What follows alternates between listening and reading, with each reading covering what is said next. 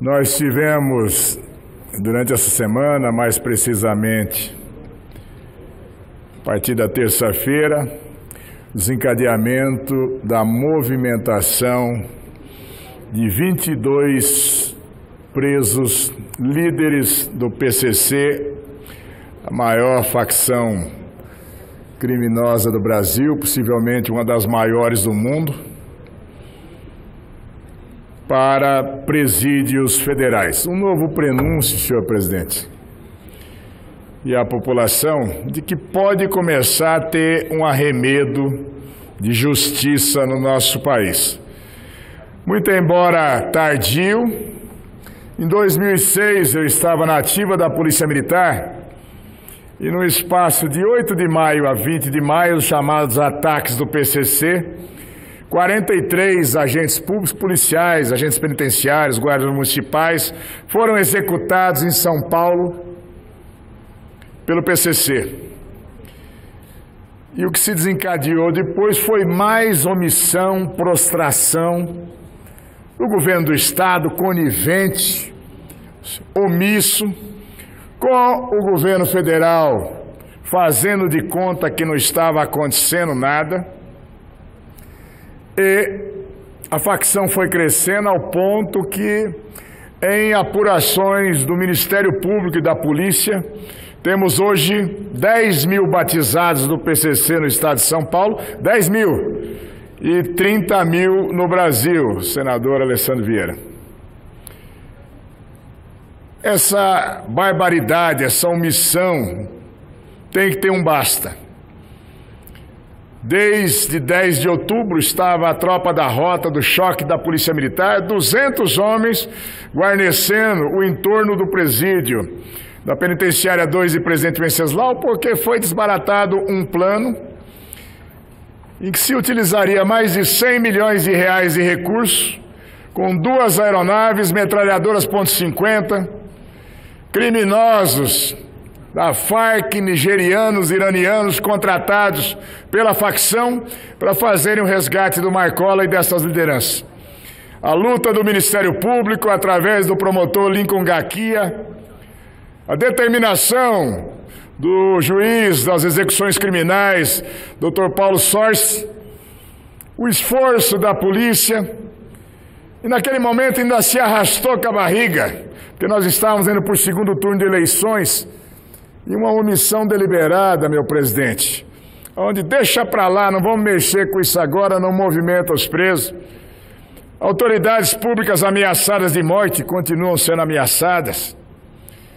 Mas o que os marginais nunca puderam imaginar é que, de repente, a Justiça, o governo do Estado, o governo federal, o juiz Sérgio Moro e a sua equipe, o GSI, as Forças Armadas foram sem dizer, basta, vamos fazer as movimentações. E por quê? Os presídios federais, os 5 que têm maiores recursos, uma maior estrutura, um sistema mais rígido do cumprimento de pena. Ainda resta muito.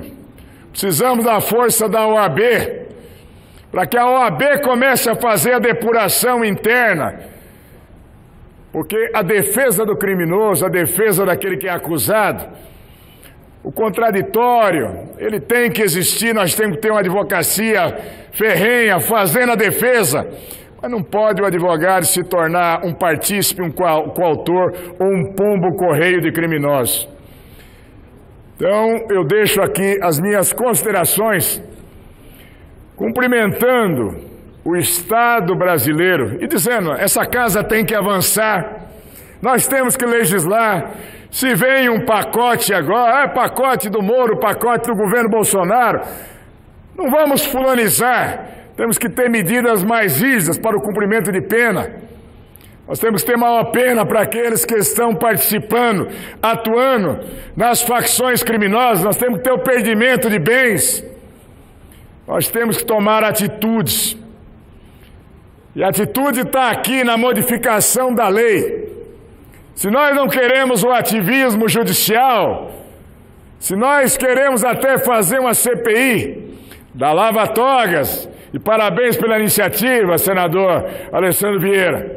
E não é um momento que vai se fazer uma retirada de assinaturas que vai fazer com que a sociedade exija. Vossa Excelência colocou na exposição de motivos, quando fala do ativismo judicial, do excesso de decisões monocráticas de ministros dos tribunais superiores, do não cumprimento da lei e da Constituição, nós vamos passar isso a limpo aqui numa CPI. Agradeço a tolerância e as considerações e dizer, um novo Senado para um novo Brasil. Estou muito feliz, muito orgulhoso com esse time de senadores que vão passar para a história como aqueles que, como casa revisora, com muita sapiência, com muita experiência, vão contribuir demais para a reconstrução do Estado brasileiro, para a paz, para a tranquilidade e para a prosperidade.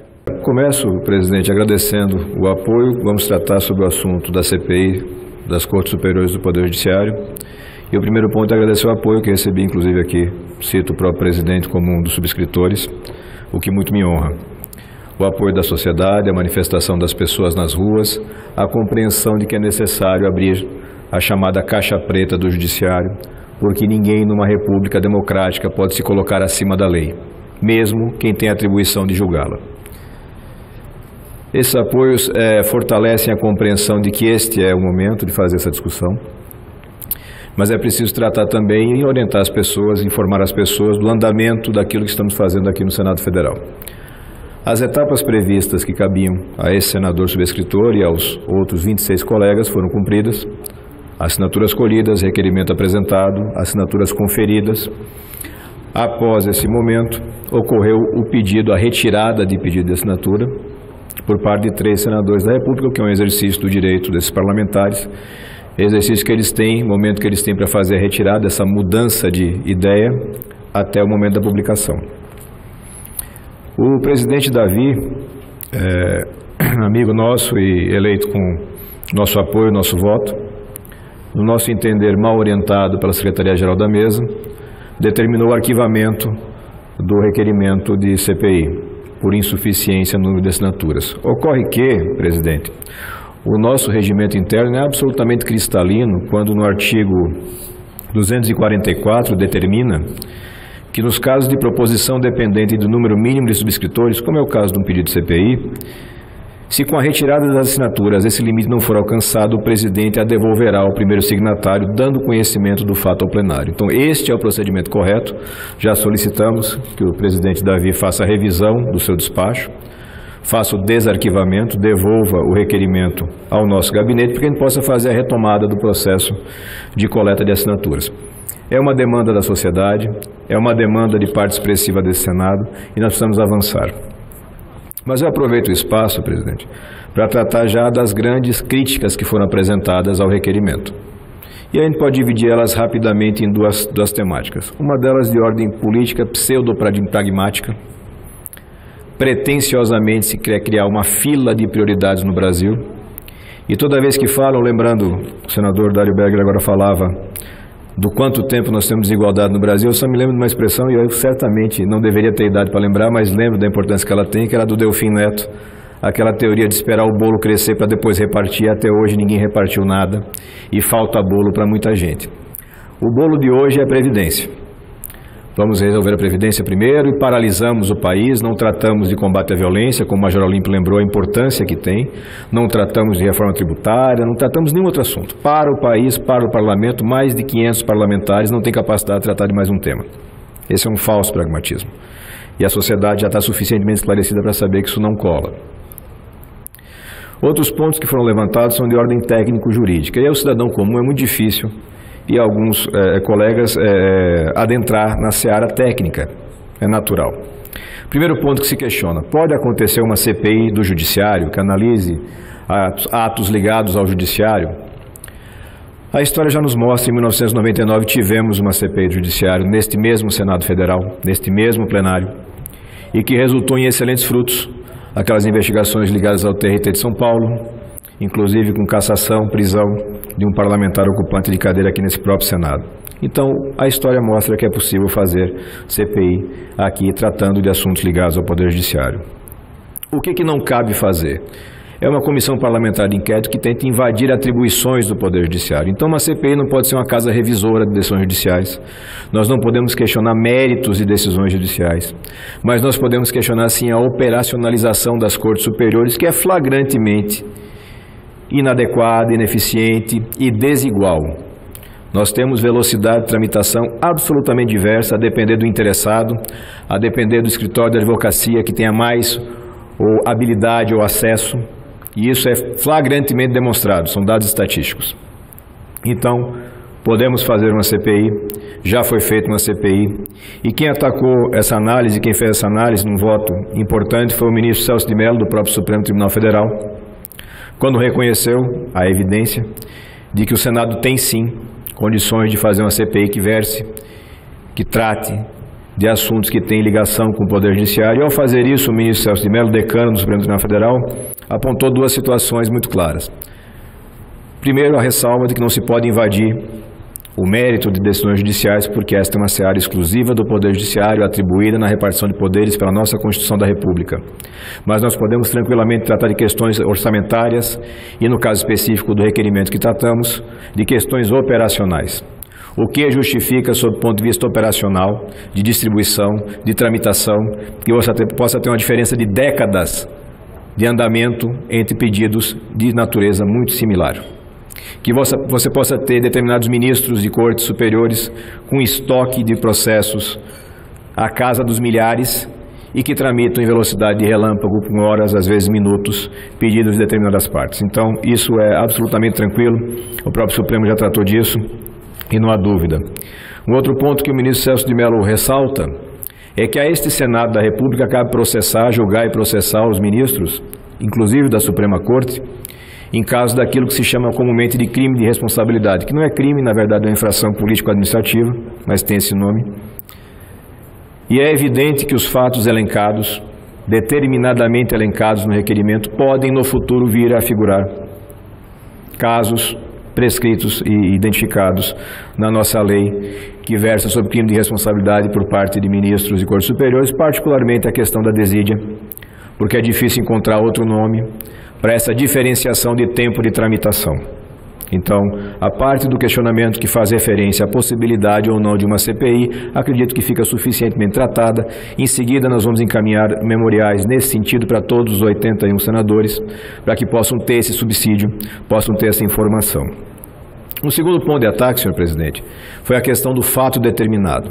Um questionamento no sentido de que o requerimento não traria fato determinado a ser apurado. O requerimento não traz um fato determinado, ele traz 12 fatos determinados. 12. Uma dúzia. Rol meramente exemplificativo. Poderíamos fazer centenas e milhares de casos determinados, objetivamente demonstrados, de que existe uma necessidade de apuração do funcionamento dessas cortes. Repito, não do mérito, mas do funcionamento.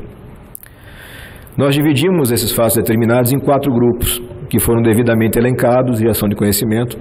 A gente exemplifica rapidamente a remuneração de ministros por fonte não prevista na legislação e a remuneração de ministro, como de fato, como de resto, a remuneração do servidor público ela é bastante restrita e nós temos notícia de descumprimento disso e citamos concretamente exemplos e elencamos o fato.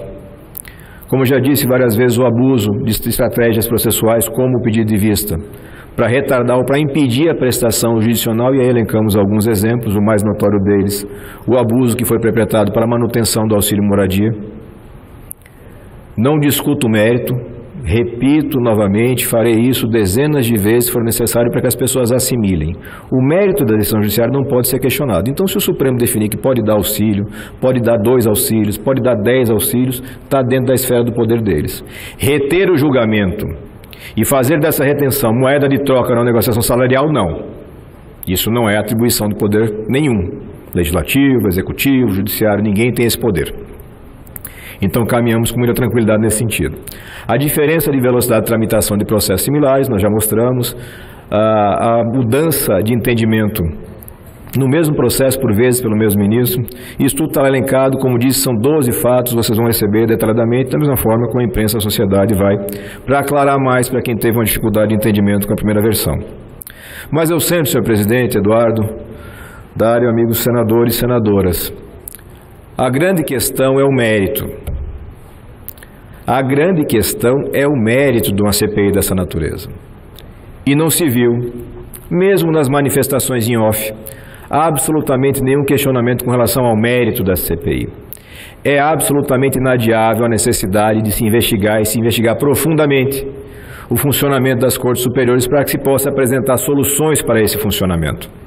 E a ferramenta para fazer esse levantamento é a Comissão Parlamentar de Inquérito, prevista na Constituição, prevista no nosso regimento, já julgada e rejulgada pelas Cortes Superiores, especialmente pelo Supremo Tribunal Federal.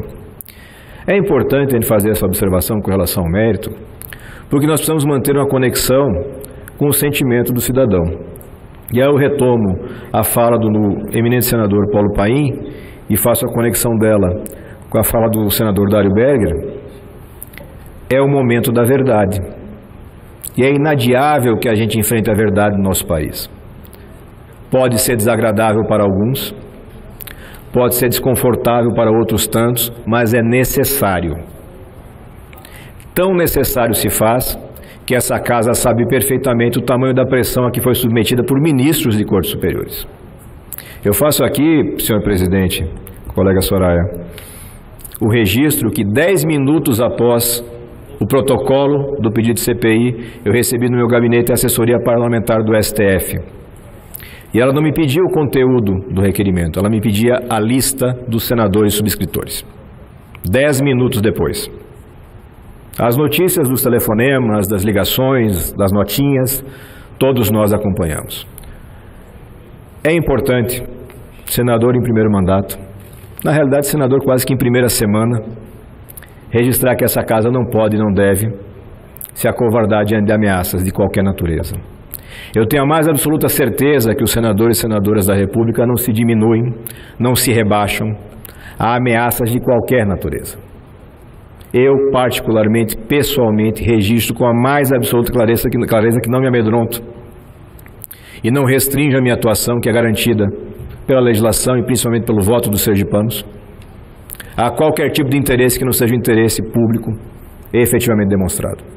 Então o requerimento foi apresentado porque era uma demanda real e ela não foi questionada.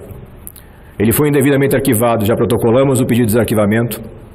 Se mantiver essa decisão absurda, teratológica, equivocada, tomaremos as providências cabíveis para que se dê andamento e, se necessário for, e nesse sentido nós temos várias manifestações de senadores que não subscreveram o primeiro documento, mas que querem subscrever um novo, daremos novo requerimento, seja da CPI exclusiva do Senado, seja da CPI mista com a Câmara dos Deputados, porque também existe essa demanda latente por lá. Pois não, senador Eduardo? Uma parte, por favor, obrigado. Senador, eu queria dizer, senador Alessandro, em primeiro lugar, parabenizar Vossa Excelência pela coragem, né? Eu vejo aqui a sua atuação sempre com um semblante sereno, tranquilo, mas com muita seriedade na busca pelo que você acredita, Vossa Excelência acredita, é o ideal. E a gente percebe, não de hoje, de alguns anos, que essa busca pela verdade, ela não está acontecendo só no poder legislativo, no poder executivo, mas também é o anseio da população brasileira buscar no poder judiciário, né? É um momento que já passou até a hora do almoço, eu gosto de colocar um exemplo para as pessoas perceberem. Eu acredito que é como se uma ferida que tivesse aberta. Nós estamos com a ferida aberta. E está saindo o pus, está saindo toda aquela... tudo que está de forma infecciosa. E como a gente diz lá no nosso Nordeste, né, tem que sair o cabedão. Então, é muito importante, não é caça às bruxas, absolutamente, o senhor deixou claro mais uma vez, o objetivo é se buscar abrir caixas pretas que hoje deixam os poderes brasileiros longe da população. Eu falei que o presidente Davi, logo quando ele assumiu, que um dos grandes desafios do novo presidente, que é uma pessoa extremamente habilidosa, humilde, né, e que quer ver a coisa correta, eu falei que o grande objetivo dessa casa é se aproximar da população brasileira, porque estava um hiato muito grande. E talvez pela primeira vez a população brasileira, pelo menos dos últimos 10, 15 anos, ela está confiando em nós, senadores e senadoras, como nunca. Eles estão dando um voto de confiança que começou na eleição da casa, aqui, naquela batalha que houve aqui, e ela está dando crédito que a gente vá fazer um bom trabalho, que a gente vá buscar encarar certos paradigmas que precisam ser encarados. E eu acredito que Vossa Excelência está coberto de razão em buscar novamente, se vai fazer outro requerimento, se vai buscar novas assinaturas. Eu já assinei a primeira vez, vou assinar a segunda vez, porque acredito que o objetivo é investigar o papel da nossa casa. Não é porque o Supremo Tribunal Federal ele está há alguns anos usurpando o poder dessa casa legislativa com vários temas. Não é por isso, não é um revanchismo, é porque tem situações que precisam ser esclarecidas. Eu, por exemplo, sou favorável a um mandato, que os ministros têm um mandato. É 10 anos, é 12 anos, mas como é que é? E eu acredito que a carreira do magistrado, ela precisa ser escolhida até para ter mais independência. Hoje é o presidente que escolhe, mas eu acredito que deve ter um processo onde os próprios magistrados definam pela meritocracia, pelo tempo, pela sabedoria, eles possam chegar a ser ministro do Supremo. Eu acho que o Brasil tem que ser repensado, no meu modo de ver. Esses processos de escolha têm que ser repensados, como discussões que existem também no Brasil para a questão de impeachment, né? Muitas vezes chega no presidente do Senado, como a gente tem visto ultimamente, e fica na gaveta. Tem fatos, tem apelo popular, mas fica na gaveta. Então, eu acredito que tem que ser repensado para que líderes de partidos, senador Dário Berger, líderes, senadora Soraya, senador Isalci, possam, sei lá, um número de 7 líderes, eles possam requisitar que tenha andamento, né? Que o processo de impeachment possa ocorrer, porque essa casa, ela é da competência dela também fazer isso.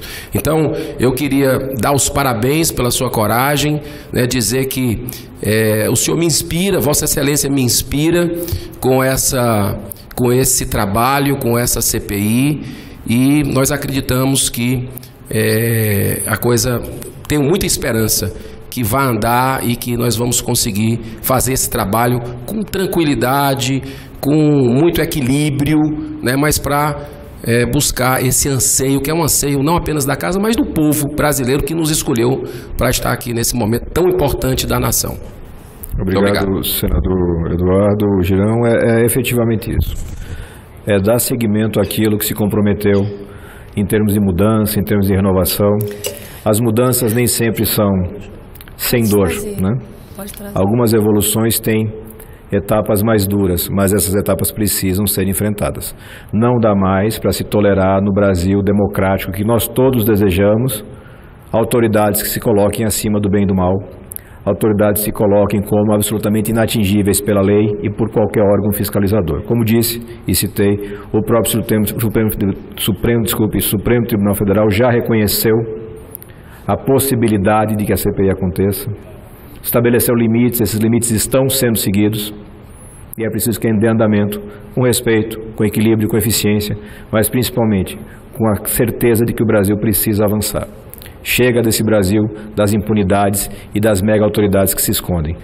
O cenário ideal, senador, é que nós tenhamos uma casa sem gavetas. Obrigado.